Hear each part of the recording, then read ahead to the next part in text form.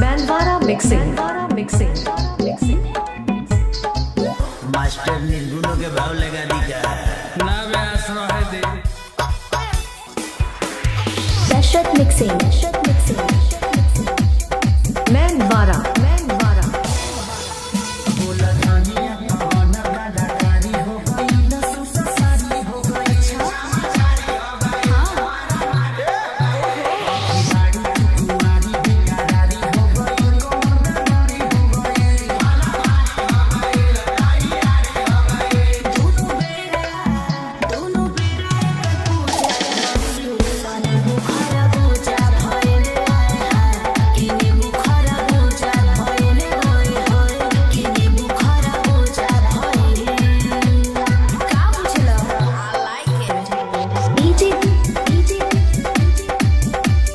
दशरथ बादशाह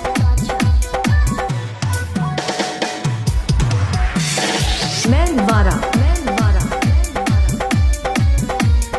जिला Tikamgarh MP 36। Master ghazal के भाव लगे बाल तोहारी करे छाछा छाछा छाछा छाछा छाछा छाछा कमर तोहारी करे लपा लपा लपा लपा लपा लपा बोली में तहारा तराना देखी के लोग दीवाना करिएवा पूर्वी के भाव लगे बाल तोहारी करे छाछा छाछा छाछा छाछा कमर तोहारी करे लपा लपा लपा लपा बोली में तहारा तराना देखी के लोग दीवाना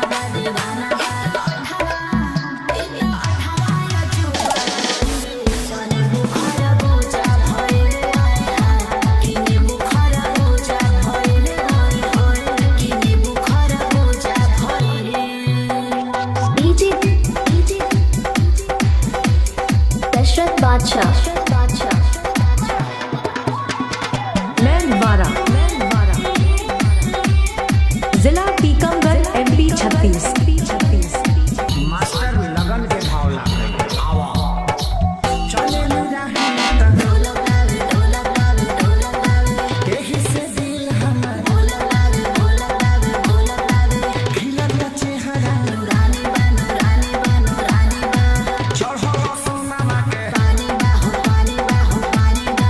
मास्टर डीजे के भाव लागे आ जा चले मेरा एही से दिल हमर खिलत चेहरा चढ़ो सोनामा के